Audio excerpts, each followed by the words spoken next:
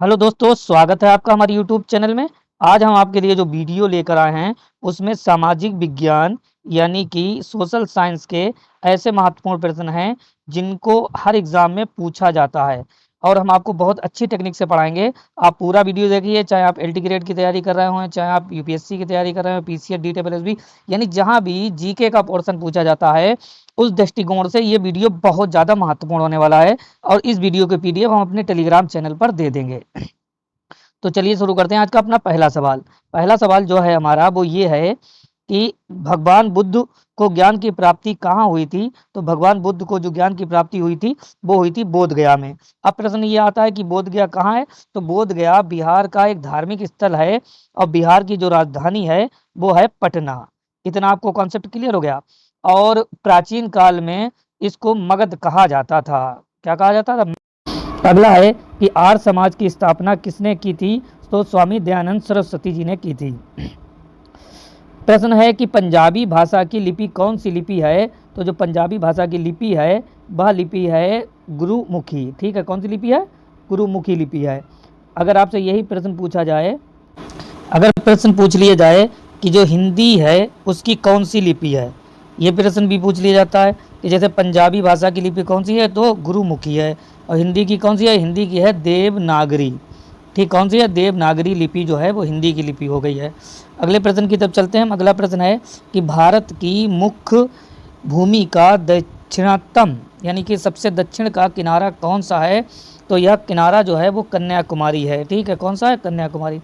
अगला प्रश्न है कि भारत में सबसे पहले सूर्य किस राज्य में निकलता है? तो सबसे पहले नंबर कहाँ निकलता है? अरुणाचल प्रदेश में। आप मुझे इस चीज़ का आंसर कमेंट बॉक्स में कमेंट करिए कि दुनिया में ऐसा कौन सा देश है जहाँ सबसे पहले नंबर सूर्य उदय होता है? कौन सा देश है? भारत में कौन सा राज्य है? तो भारत में अरुणाचल प्रदेश है। अगर वीडियो पसंद आए तो लाइक करें, सब्सक्राइब करें। इंसुलिन का प्रयोग किस बीमारी में होता है? तो इंसुलिन का जो प्रयोग होता है वो मधुमेह बीमारी में होता है, यानी डायबिटीज़ में। और जिन लोगों को डायबिटीज़ होती है उनको हम डायबिटिक कहते हैं।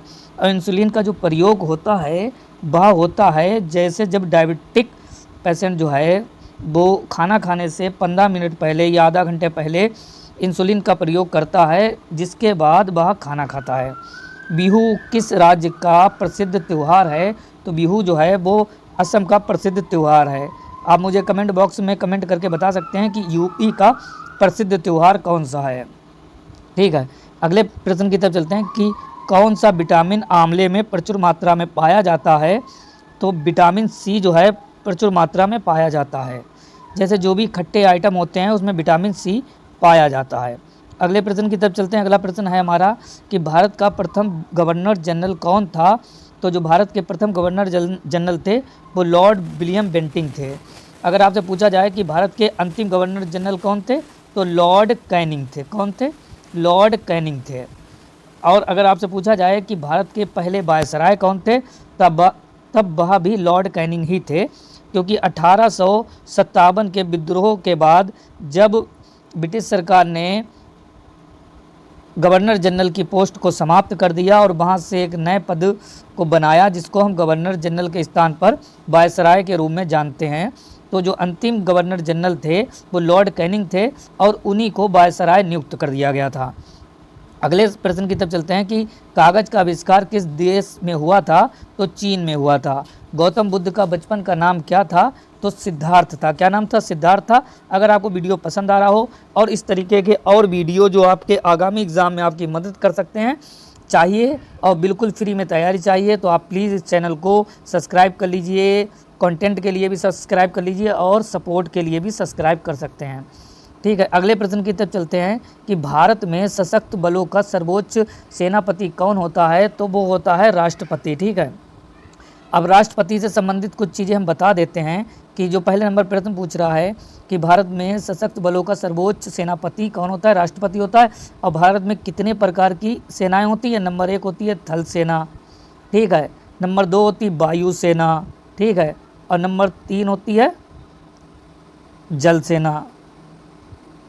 ठीक है, ये 3 प्रकार की होती हैं। और राष्ट्रपति, अगर आपसे प्रश्न पूछ लिया जाता है कि राष्ट्रपति को कौन शपथ दिलाता है? तो जो सुप्रीम कोर्ट के मुख्य न्यायाधीश होते हैं वो राष्ट्रपति को शपथ दिलाते हैं, और राष्ट्रपति भी मुख्य चुनाव जो सुप्रीम कोर्ट के मुख्य सीजीआई होते हैं, चीफ जस्टिस ऑफ इंडिया, उनको शपथ दिलाते हैं। ठीक है, और राष्ट्रपति ही प्रधानमंत्री को शपथ दिलाता है, इस बात को आप याद रखिए। ठीक, अगला है कि रतौंधी किस विटामिन की कमी से होता है? तो रतौंधी जो होता है विटामिन ए की कमी से हो जाता है। ठीक है, अगला है कि पोंगल किस राज्य का त्यौहार है? तो यह तमिलनाडु का है। गिद्ध और भंगड़ा किस राज्य के लोक नृत्य हैं? तो यह पंजाब के हैं। ठीक है, कहाँ के हैं? पंजाब के। अब पंजाब की राजधानी क्या है? पंजाब की राजधानी जो है वो चंडीगढ़ है। ठीक है, चंडीगढ़, और चंडीगढ़ की राजधानी क्या है? चंडीगढ़ है। ठीक है, और हरियाणा की राजधानी क्या है? हरियाणा की राजधानी भी चंडीगढ़ है। इस चीज़ को आप याद कर लीजिए। अगले प्रश्न की तरफ चलते हैं कि टेलीविज़न का आविष्कार किसने किया था? तो जॉन लॉगी बेयर्ड ने किया था। किसने किया था? जॉन लॉगी बेयर्ड ने किया था। अगले प्रश्न की तरफ चलते हैं कि भारत की पहली महिला शासिका कौन थी? तो रजिया सुल्तान थी। बहुत प्रश्न पूछा जाता है। और रजिया सुल्तान के बारे में एक बात हम और आपको बता दें कि रजिया सुल्तान का जो पीरियड था, शासन पीरियड, वह 1236 से 1240 के बीच रहा था, और ये पहली महिला शासिका थी। ठीक है, और ये किस वंश से आती थी? ये सल्तनत वंश के पीरियड के दरमियान ही आती थी। अगला है कि मछली किसकी सहायता से सांस लेती है? तो गलफड़ों की सहायता से सांस लेती है। इनकलाब जिंदाबाद का नारा किसने दिया? तो भगत सिंह ने जो था वो इनकलाब जिंदाबाद का नारा दिया। प्रश्न बहुत पूछा जाता है, आप इसको नोट डाउन कर लिए। अगला है कि जलियांवाला बाग हत्याकांड कब और कहाँ हुआ था? तो जलियांवाला बाग जो हत्याकांड हुआ था वो 13 अप्रैल 1919 को हुआ था। कब हुआ था? 13 अप्रैल 1919 को हुआ था। कहाँ हुआ था? अमृतसर में हुआ था। और अमृतसर किस राज्य में है? आप मुझे इसका आंसर कमेंट बॉक्स में कमेंट करके बता सकते हैं। प्रश्न है कि 1939 में कांग्रेस छोड़ने के बाद सुभाष चंद्र बोस ने किस दल की स्थापना की थी? तो फॉरवर्ड ब्लॉक की थी। कब की थी? 1939 में, जब इन्होंने कांग्रेस छोड़ दी थी। अब कांग्रेस के बारे में बता दें, अगर कांग्रेस के लिए पूछा जाए कि आईएनसी यानी इंडियन नेशनल कांग्रेस की स्थापना कब हुई थी? तो 28 दिसंबर 1885 ईस्वी को हुई थी। कहाँ हुई थी? तो बम्बई में हुई थी, जिसे इस समय हम लोग मुंबई कहकर पुकारते हैं। और उस समय कांग्रेस के समय जो भारत के गवर्नर जनरल थे, जो भारत के वायसराय थे, वो लॉर्ड डफलिन थे। कौन थे? लॉर्ड डफलिन थे। कौन थे? डफलिन। ठीक है, इतनी चीज़ें आपको क्लियर हो गई। अगले प्रश्न की तरफ चलते हैं कि पंजाब केसरी किसे कहा जाता है? तो लाला लाजपत राय को कहा जाता है।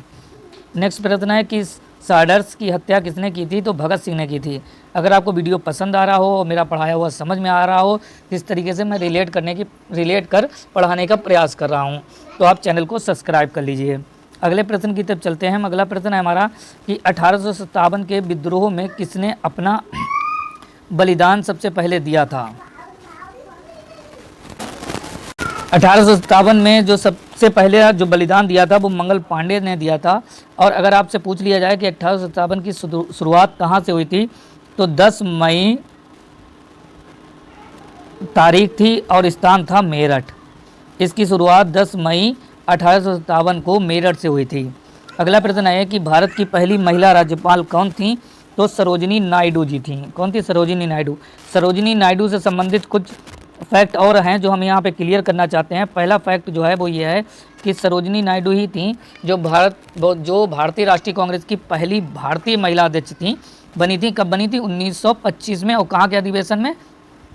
कानपुर के अधिवेशन में।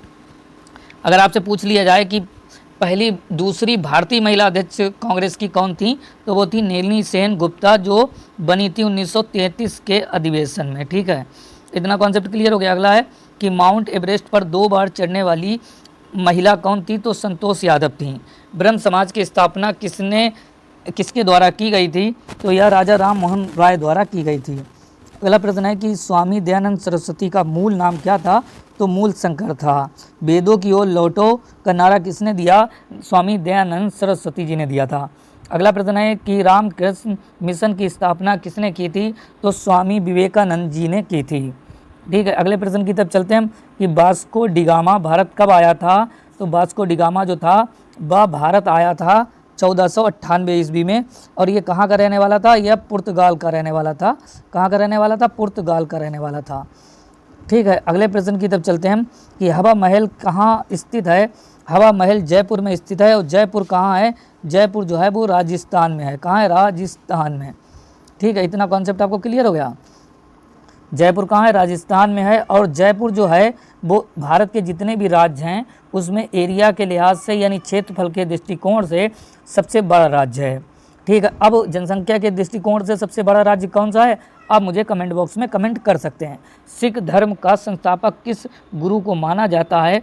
तो सिख धर्म का जो संस्थापक है वो गुरु नानक जी को माना जाता है। और सिख धर्म की जो भाषा है पंजाबी, तो पंजाबी की लिपि कौन सी है? तो लिपि आपको अभी बताया था, कौन सी थी? गुरुमुखी लिपि इसकी है। ऊपर पहला प्रश्न यही था। प्रश्न है कि सिखों का प्रमुख त्यौहार कौन सा है? तो यह बैसाखी जो है वो सिखों का प्रमुख त्यौहार है। प्रश्न है लौह पुरुष किस महान पुरुष को कहा जाता है? तो सरदार वल्लभ भाई पटेल को कहा जाता है लौह पुरुष। और सरदार वल्लभ भाई पटेल की मूर्ति ही गुजरात में बनी है, जिसको हम स्टैचू ऑफ यूनिटी कहते हैं। क्या कहते हैं? Statue of unity. ठीक है, कहाँ बनी है? गुजरात में। टोटल हाइट कितनी है? 180 प्लस के आसपास है इसकी, तो आप देख लीजिएगा। नेताजी किस महान महापुरुष को कहा जाता है? तो सुभाष चंद्र बोस को कहा जाता है। दिल्ली स्थित लाल बहादुर शास्त्री की समाधि का क्या नाम है? तो समाधि का नाम है विजय घाट। आपसे एक क्वेश्चन मैं पूछ रहा हूँ, आप उसका आंसर कमेंट बॉक्स में कमेंट करिए कि गांधी जी की समाधि स्थल को क्या कहा जाता है।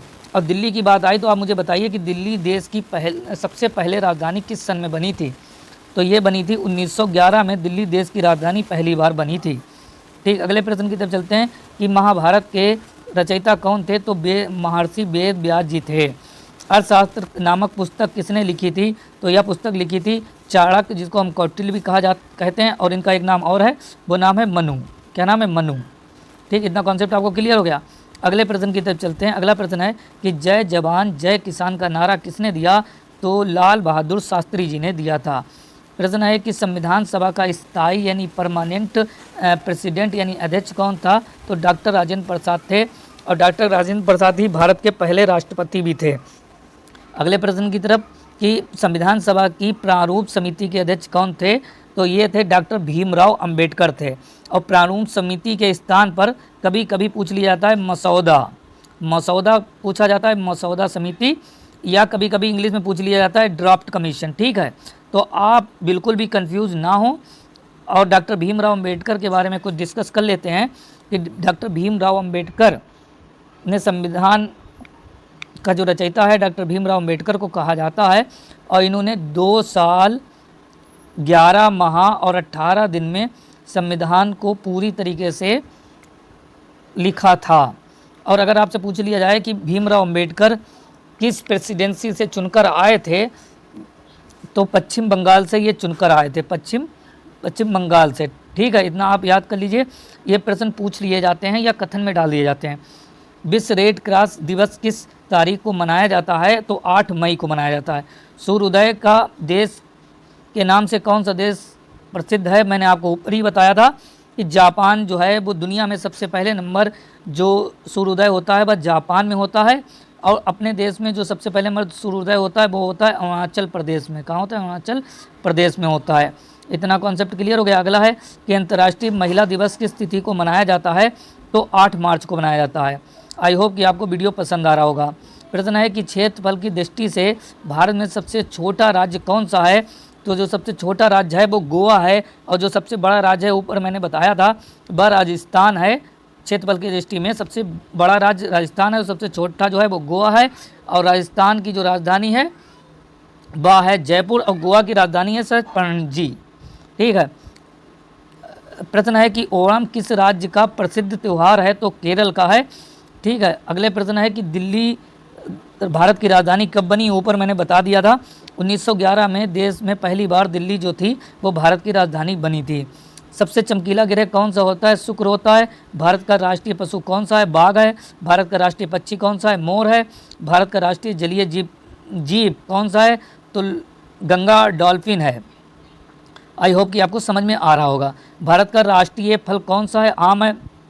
भारत का राष्ट्रीय फूल कौन सा है? कमल है। भारत का राष्ट्रीय पेड़ कौन सा है? बरगद है। भारत का राष्ट्रीय खेल कौन सा है? हॉकी है। और भारत के राष्ट्रीय झंडे की लंबाई और चौड़ाई में कितना अनुपात है? तो 3:2 है। और भारतीय जो झंडा है उसमें जो चक्र है, चक्र में कितनी तीलियां हैं? तो चक्र में 24 तीलियां हैं। कितनी तीलियां हैं? 24 तीलियां हैं। अगले प्रश्न की तरफ चलते हैं कि भारत का राष्ट्रीय गान किसने लिखा? तो रविन्द्रनाथ टैगोर ने लिखा। आई होप कि आपको वीडियो पसंद आया होगा। पसंद आया तो लाइक करें, सब्सक्राइब करें, अपने दोस्तों संग शेयर करें। और हम रोज़ाना इस तरीके के महत्वपूर्ण टॉपिक पर वीडियो लेकर आते रहते हैं, जिससे आपका वनडे एग्जाम से लेकर हर प्रकार के एग्ज़ाम की फ्री में तैयारी हो जाएगी। तब आप बिल्कुल भी फिक्र न करें और बस आप चैनल को सब्सक्राइब कर लीजिए। चलिए मिलते हैं अपने नेक्स्ट वीडियो में।